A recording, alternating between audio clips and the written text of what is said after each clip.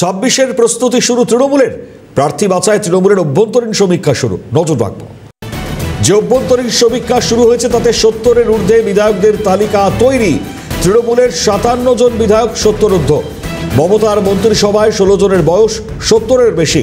6 জন মহিলা সহ 10 জন চিকিৎসক বিধায়কও 70-এর বেশি বয়স্ক। এই বিধায়কদের শারীরিক অবস্থা খতিয়ে দেখা হচ্ছে। গুরুত্বপূর্ণ এই মুহূর্তে যে খবর জানাচ্ছি আপনাদেরকে, তৃণমূলের অভ্যন্তরীণ সমীক্ষা শুরু। 70-এর ঊর্ধ্বে বিধায়কদের তালিকা তৈরি করা হলো। মোট 57 জন যারা 70-এর ঊর্ধ্বে রয়েছেন বিধায়কদের সংখ্যা রয়েছে দলে। 2026-এর প্রার্থী বাছাইয়ের আগে তাই সমীক্ষা এই মুহূর্তে চালানো হচ্ছে। 16 জন ক্যাবিনেট মন্ত্রী যাদের 70-এর ঊর্ধ্বে বয়স, এর মধ্যে 6 জন মহিলা, 4 জন চিকিৎসক বিধায়কদের বয়স 70-এর ঊর্ধ্বে। খুঁটিয়ে দেখা হচ্ছে তাদের শারীরিক অবস্থা, রাজনৈতিকভাবে সক্রিয়তা এবং মানুষের মধ্যে গ্রহণযোগ্যতা।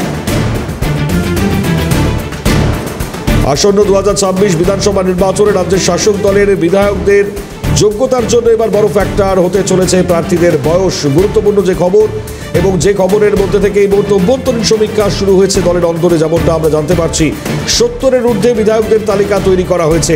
ইতিমধ্যে তৃণমূলের অন্দরে 70 ঊর্ধ্ব প্রার্থীদের নিয়ে অভ্যন্তরীণ সমীক্ষা শুরু হয়েছে।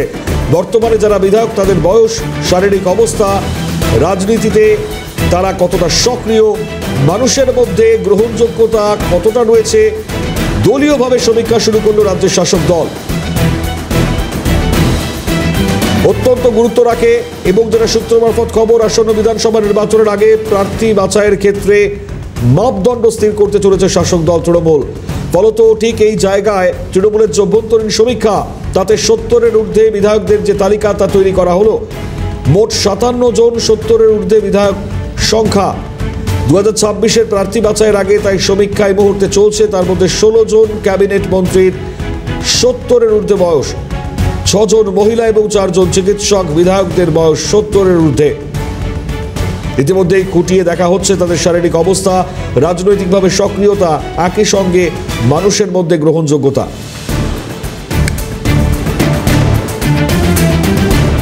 ইতিমধ্যে সমীক্ষার কাজ শুরু হয়ে গিয়েছে। যে অভ্যন্তরীণ সমীক্ষা সেটি শুরু, যার মাধ্যমে সমস্ত বয়স্ক বিধায়কদের একটি পৃথক তালিকা তৈরি করা হয়েছে বলেও দলীয় সূত্রে খবর। এবং যেখানে সমস্ত অভিজ্ঞ এবং প্রবীণ বিধায়কদের জনসাধারণের সঙ্গে জনসংযোগে তারা কতটা সক্রিয়ভাবে রয়েছেন, একই সঙ্গে তাদের শারীরিক অবস্থারই বা প্রভাব দলীয় রাজনীতির উপর পড়ছে কিনা, একাধিক বিষয় মুহূর্তে দলীয় সমীক্ষায় জানা যাচ্ছে, চাপ চলছে। খালেদ জামাল আমাদের সঙ্গে রয়েছেন, আরো বিস্তারিত জানাবেন। খালেদ, অত্যন্ত গুরুত্বপূর্ণ প্রার্থী বাছাইয়ে তৃণমূলের অভ্যন্তরীণ সমীক্ষা, কি জানতে পারছো? দেখো, 2026-কে পাখি চোখ করে ইতিমধ্যে সমস্ত রাজনৈতিক দল কিন্তু তাদের রণকৌশল ঠিক করতে শুরু করে দিয়েছে এবং প্রস্তুতি ইতিমধ্যে তারা শুরু করে দিয়েছে। পিছিয়ে নেই এই রাজ্যের শাসক দল তৃণমূল কংগ্রেসও, যেটা দলীয় সূত্রে আমরা জানতে পারছি যে ইতিমধ্যে তৃণমূল কংগ্রেসের অন্দরে একটা অভ্যন্তরীণ একটা সমীক্ষা শুরু হয়েছে। সেই সমীক্ষায় যারা 70-এর ঊর্ধ্বে যে সমস্ত বিধায়করা রয়েছেন তাদের তালিকা কিন্তু ইতিমধ্যে তারা তৈরি করতে শুরু করেছে এবং সেই তালিকা অনুযায়ী যেটা দেখা যাচ্ছে যে এই মুহূর্তে বর্তমানে যে সমস্ত বিধায়ক 70-এর ঊর্ধ্বে আছে তাদের সংখ্যা প্রায় 57 জন।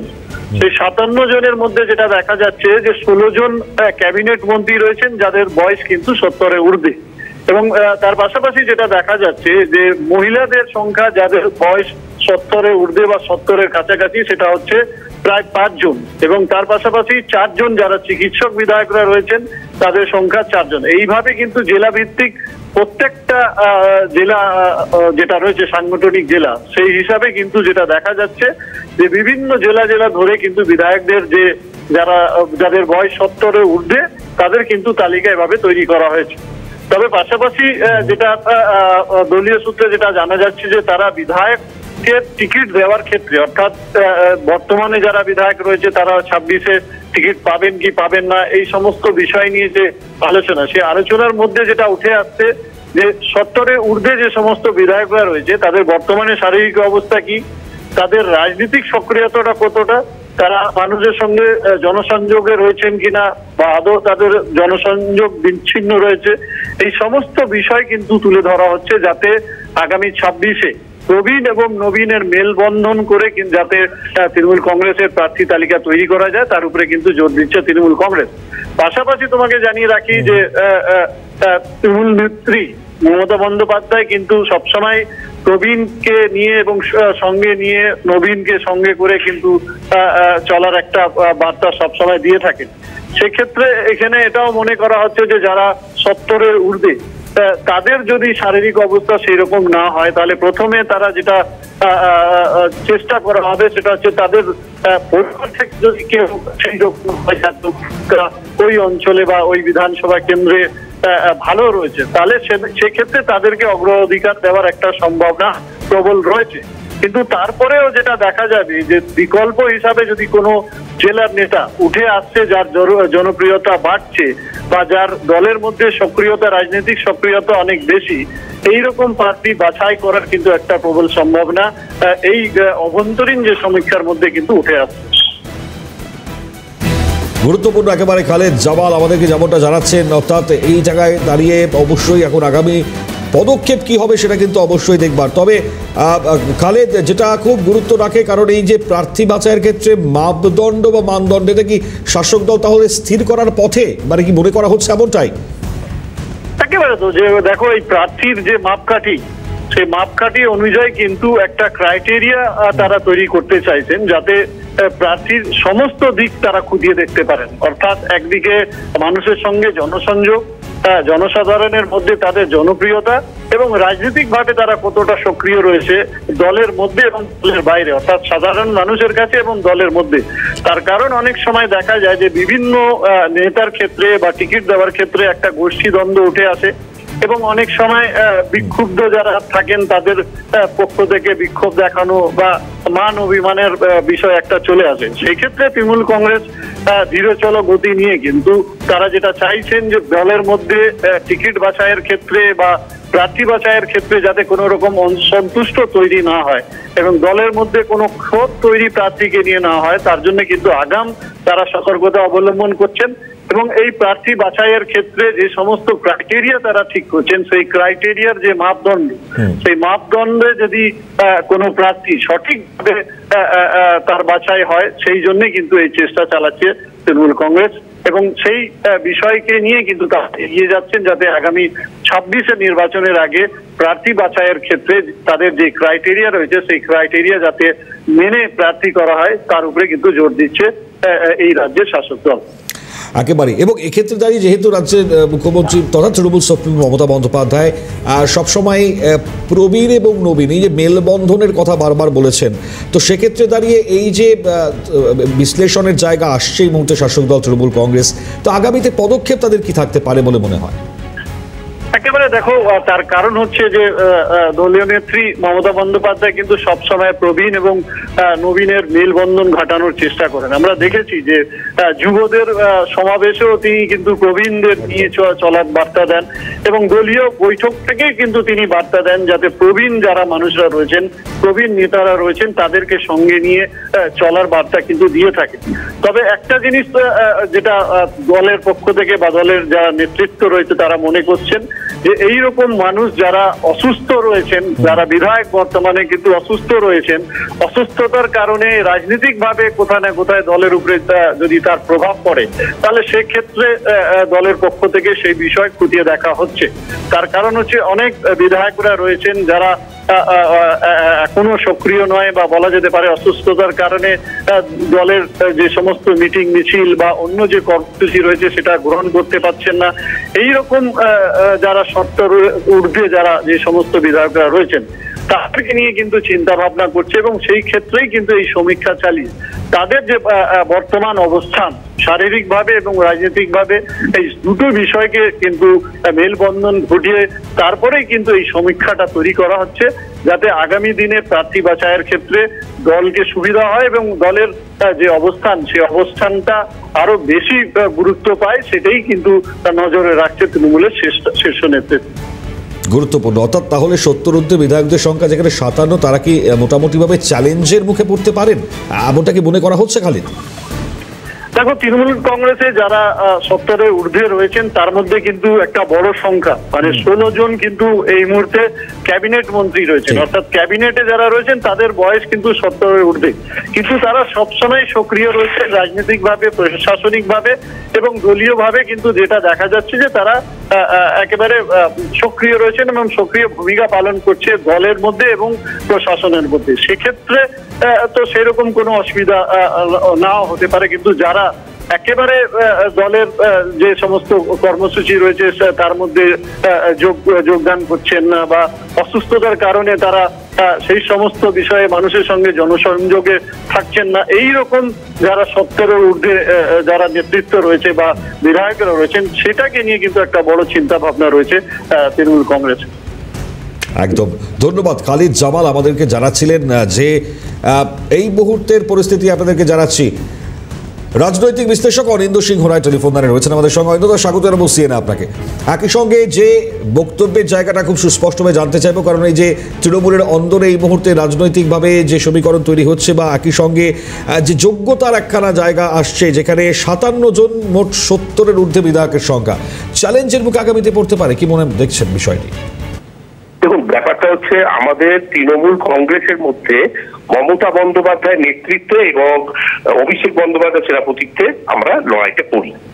কে প্রার্থী হবে না হবে এই সম্পূর্ণ ঠিক করবেন মমতা বন্দ্যোপাধ্যায় এবং অভিষেক বন্দ্যোপাধ্যায়। কাজের নিরিখে আমাদের প্রার্থী দেওয়া হয়, কাজ যে ভালো করবে, মানুষের সঙ্গে যার সংযোগ আছে ভালো, সেই রকম প্রার্থী দেওয়া হবে। কে পাবেন না পাবেন, কিভাবে হবে না হবে, সম্পূর্ণটাই মমতা বন্দ্যোপাধ্যায় ঠিক করেন। এবার জেনে রাখুন, 294টা কনস্টিটিউশনের মধ্যে মমতা বন্দ্যোপাধ্যায়কে দেখেই, মমতা বন্দ্যোপাধ্যায়ের মতো ভরসা করেই, মমতা বন্দ্যোপাধ্যায়ের মতো আস্থা রেখেই ভোট হয়। প্রার্থী তৃণমূল কংগ্রেসে যিনি হবেন সেটা মমতা বন্দ্যোপাধ্যায় ঠিক করবেন এবং মমতা বন্দ্যোপাধ্যায়ের আদর্শতেই সেই ভোটটা হবে। মানুষ কিন্তু সেই ভোটটা দেবে। অতএব প্রার্থী হচ্ছে সেটা নিশ্চয়ই ইম্পর্টেন্ট। এবং অনিন্দ্য, আমি একটু এটার গুরুত্ব বুঝতে চাইছি যে তৃণমূলের যে অভ্যন্তরীণ সমীক্ষা শুরু হয়েছে, যেখানে 70-এর ঊর্ধ্বে বিধায়কদের তালিকা তৈরি হয়েছে, মোট 57 জন রয়েছেন। এটা খতিয়ে দেখা হচ্ছে যে শারীরিক অবস্থা, তাদের রাজনৈতিকভাবে সক্রিয়তা, মানুষের মধ্যে গ্রহণযোগ্যতা, এই বিষয়গুলো, এই জায়গাটা কত ইন্টারেস্টিং আপনার লাগছে? মমতা বন্দ্যোপাধ্যায় আগেও বলেছেন, মানে নতুন যারা আছে তাদের এবং প্রবীণ যারা আছে তাদের সমন্বয় সাধন করে এই দল চলে। তালিকা তৈরি হয়েছে, নিঃসন্দেহে তালিকা তৈরি হবে, বিভিন্ন ডেটা তৈরি হয়। এবং কিন্তু মমতা বন্দ্যোপাধ্যায় আজকে দেখবেন এই নয় যে শুধু নবীনদের দিয়েই পরিচালনা করবেন বা শুধু প্রবীণকে দিয়েই করবেন। এই দলে প্রবীণদের অভিজ্ঞতা এবং নবীনদের তারুণ্য, এই সমন্বয়ে দল চলবে। আগামী দিনে এই সমন্বয় বজায় রেখেই প্রার্থী বাছাই হবে এবং প্রার্থীরা জয়যুক্ত হবে। বেশ, অসংখ্য ধন্যবাদ অনিন্দ্য আপনাকে। রাজনৈতিক বিশ্লেষক অনিন্দ্য সিংহ রায় ছিলেন টেলিফোন লাইনে। রাজনৈতিক বিশ্লেষক শুভময় মৈত্র আমাদের সঙ্গে রয়েছেন। শুভময়দা, স্বাগত জানাবো সিএনএ আপনাকে। এবং খুব গুরুত্বপূর্ণ তৃণমূলের এই অভ্যন্তরীণ সমীক্ষা, যা 70-এর ঊর্ধ্বে যাদের বয়স হয়ে গিয়েছে সেরকম 57 জন ইতিমধ্যেই সামনে এসছে। এইটা কতটা চ্যালেঞ্জিং এর জায়গা আগামী সময় মনে হচ্ছে, কিভাবে দেখছেন বিষয়টি? দেখুন, রাজনীতিতে তো বয়স্ক মানুষদের একটা প্রভাব ভারতবর্ষে এবং পশ্চিমবঙ্গে আছে। বয়স্ক মানুষ, তাদের প্রচুর অভিজ্ঞতা থাকে। আবার অন্যদিকে বয়স্ক মানুষদের কর্মক্ষমতা সাধারণভাবে কমে। এবার তৃণমূল কংগ্রেস একটা রাজনৈতিক দল হিসেবে তাদের একটা মূলত কর্মসূচি ভিত্তিক দল আর কি, যেখানে একটা মতাদর্শের ভিত্তিতে দল হলে সেখানে হয়তো যে মানুষ মতাদর্শগতভাবে বহুদিন ধরে দলকে নেতৃত্ব দিয়েছেন, এই ধরনের মানুষদের খুব গুরুত্ব থাকে। কিন্তু তৃণমূলের ক্ষেত্রে কর্মসূচি রূপায়ণের বিষয়টা বেশি গুরুত্বপূর্ণ এবং সেই জায়গায় দাঁড়িয়ে সেখানে কোন মানুষ তার ব্যক্তি চেতনা, তার ব্যক্তি ভাবনার চেয়ে গুরুত্বপূর্ণ তিনি দলকে কতটা ডেলিভার করতে পারছেন। এবং এই জায়গায় তৃণমূল কংগ্রেস অত্যন্ত ভালোভাবে কর্পোরেটের সাহায্য নেয়। তাদের সঙ্গে আগে আইপ্যাকের যোগাযোগ ছিল, তারা তথ্য সংগ্রহ করে। সুতরাং নিঃসন্দেহে আগামী নির্বাচনের জন্য তারা প্রস্তুতি শুরু করেছে। তাদের যে রাজনৈতিক দল, তাদের মূল উদ্দেশ্য তো ভোটে জেতা।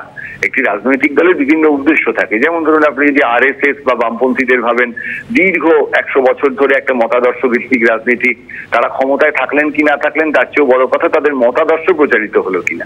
তৃণমূল কংগ্রেসের ক্ষেত্রে যে জায়গাটা বেশি গুরুত্বপূর্ণ সেটা হচ্ছে যে তারা নির্বাচনে জিততে পারছেন কিনা, কারণ তাদের কাছে রাজনৈতিক সফলতার মূল যে চাবিকাঠি সেটা কিন্তু নির্বাচনের জয়। সেই জায়গায় দাঁড়িয়ে তারা একেবারে তথ্যভিত্তিক যে ভাবনা, তার জন্য যে যোগাযোগ করছেন এবং খুব স্বাভাবিক স্বাভাবিকভাবে তাদের মনে হতে পারে যে ডেলিভারি নিম্নবিত্ত মানুষদের কাছেও তাদের অনেকগুলো প্রকল্প আছে এবং সেই অঞ্চলের যিনি নেতা তিনি কিভাবে নেতৃত্ব দিচ্ছেন, এই জায়গাগুলোয় তাদের কাছে একটি মানুষের যে যে কোয়ান্টিটেটিভ অ্যানালিসিস করা দরকার তারা করছেন এবং এই 70-এর উপরে বয়স মানে তৃণমূল সুপ্রিমো সবসময় প্রবীণ নবীনের মধ্যে একটা মেলবন্ধন চাইছেন যখন, তখন এটার গ্রহণযোগ্যতা কোন জায়গায় রয়েছে? অর্থাৎ তারা তো এখনো বলেননি যে 70-এর উপরে যারা আছেন তাদেরকে বাদ দিয়ে দেওয়া হবে। তারা তাদের তথ্য তৈরি করছেন, এগুলোকে একটা টেবিল বানাচ্ছেন তারা, 70-এর উপরে কজন, হয়তো 60-এর উপরে কজন, হয়তো দেখবেন যে 30 থেকে 40-এর মধ্যে কজন, এবং তাদের যে ডেলিভারি তারা কোরিলেট করবেন। ফলে ডেটা কালেকশন, দেখুন তৃণমূল কংগ্রেসের কাছে প্রচুর অর্থ আছে, তারা নির্বাচনী যে বন্ড থেকে পেয়েছেন এবং সেই জায়গায় দাঁড়িয়ে তারা এই স্ট্যাটিস্টিক্যাল অ্যানালিসিস করার মতো তাদের সামর্থ্য আছে, এবং সামর্থ্য যখন আছে তারা অ্যানালিসিস করছেন এবং তার থেকে একটা কর্পোরেটাইজেশনের মাধ্যমে, একটা অ্যানালিসিসের মাধ্যমে, ডেটার মাধ্যমে তারা বোঝার চেষ্টা করছেন তাদের ভোট ফল সবচেয়ে ভালো কিভাবে হবে। ভারতের যে সংসদীয় গণতান্ত্রিক ব্যবস্থা সেই জায়গার সঙ্গে তো এর কোনো দ্বন্দ্ব নেই, ফলে তারা এটা করতেই পারেন। উল্টো দিকে আমি যে কথাটা বারবার বলছি যে কোনো মতাদর্শ ভিত্তিক রাজনৈতিক দল হলে, যেমন বিজেপির মধ্যেও তো আলোচনা হয় 75-এর উপরে কেউ দলে থাকবেন কি থাকবেন না, কিন্তু সেখানে প্রতিটি ব্যক্তি মানুষ এবং তার মতাদর্শ দলকে তিনি কতটা সার্ভ করেছেন, সিপিএম এর ক্ষেত্রেও যেটা হয় সেই জায়গাটি কিন্তু তৃণমূলের ক্ষেত্রে নেই। এখানে মানুষের থেকে দলের আউটকামটা বেশি গুরুত্বপূর্ণ। ফলে যেহেতু এখানে মতাদর্শগত বিষয়টা নেই, ফলে সেখানে স্ট্যাটিস্টিক্যাল কাজটা অনেক কোয়ান্টিটেটিভলি করা যায়, অর্থাৎ সাবজেক্টিভ নয়, অনেক বেশি অবজেক্টিভ হওয়ার সুযোগ থাকে। আমার মনে হয় তৃণমূল কংগ্রেস সেই পথেই চলেছেন। অসংখ্য ধন্যবাদ সময় আপনাকে। নমস্কার। নমস্কার। রাজনৈতিক বিশ্লেষক শুভময় মৈত্র যেটা বলছিলেন গুরুত্ব রাখে। অবশ্যই আগামী সময়ে এই প্রস্তুতি, 26-এর প্রস্তুতি তৃণমূল কংগ্রেসের প্রার্থী বাছাইয়ের ক্ষেত্রে এই সমীক্ষা কতটা গুরুত্ব রাখবে আগামী সময় নজর থাকবে আমাদের।